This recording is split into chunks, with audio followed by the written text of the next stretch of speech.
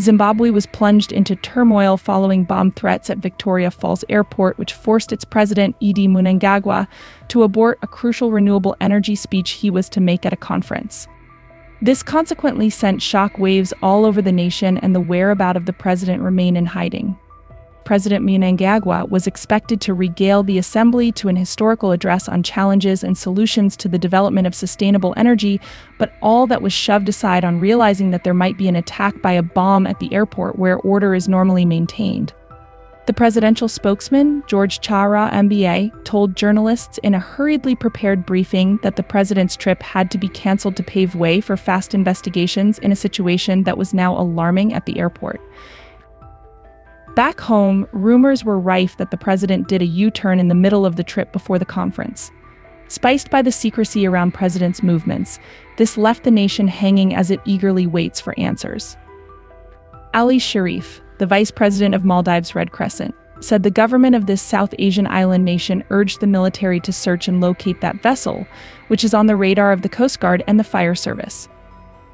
The Maldivian authorities suspect that the people on that vessel are carrying weapons of mass destruction, and the last located area of that vessel was near Holhimal Island. The Civil Aviation Authority of Zimbabwe said the incident had caused flight diversions and substantial delays and warned of further disruptions as the environment is monitored.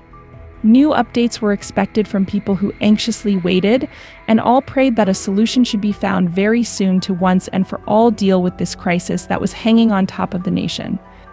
The memory of a stricken explosion in 2018, though Zimbabwe does not experience such alarming incidents most of the time.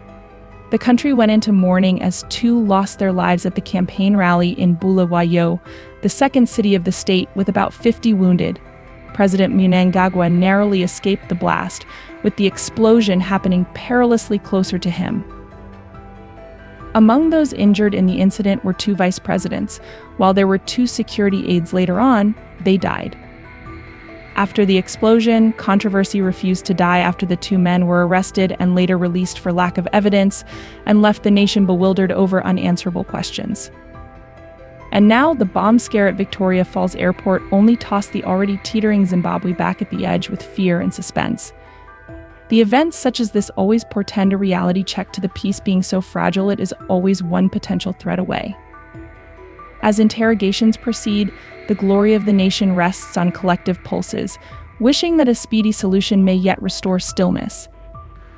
The National Conference on Renewable Energy, in the turn that may have taken an adverse cropping up over a few days, is at stake as the nation watches on a bated breath the words and actions of the president at such a time.